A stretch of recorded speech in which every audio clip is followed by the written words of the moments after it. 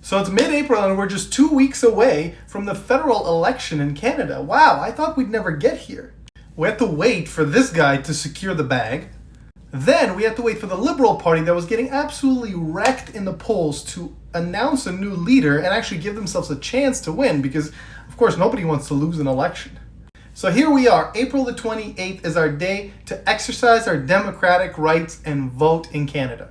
It's a two-horse race between Pierre Poilievre, the leader of the Conservative Party, and Mark Carney, an unelected Liberal leader who's currently the Prime Minister of Canada. So ever since Mark Carney was appointed to be the leader of the Liberal Party, he essentially stole all the policies and all the talking points directly from Pierre Poilievre and the Conservative Party because, of course, they were leading in the polls by a massive margin. So ever since Mark Carney started talking some common sense, he axed the carbon tax, he started making sense, and on top of that, he actually has a very impressive resume. He used to be the governor of the Bank of Canada at one point, even governor of the bank in England. So the polls have essentially flipped, and apparently the Liberal Party is actually in the lead. The one thing I'll say about polls, though, and ChatGPT agrees with me here, is that they're supposed to be a measure of public opinion, but the way they're presented can definitely be used to shape perception.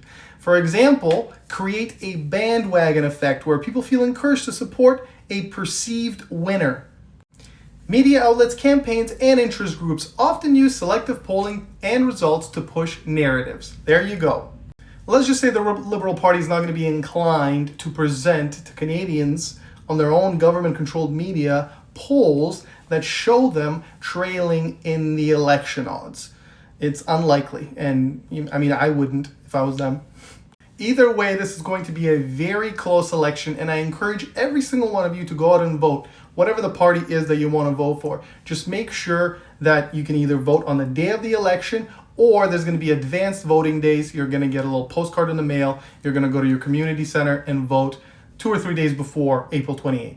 If you're asking me who you should vote for, I'm going to ask you a few questions in return. The Liberal Party's been in charge for the past decade. So has real estate become more affordable? Do you feel richer, more financially well off? Is your business thriving? Do you feel safer in the streets? Are you more likely to have children? Are you enjoying taking public transit?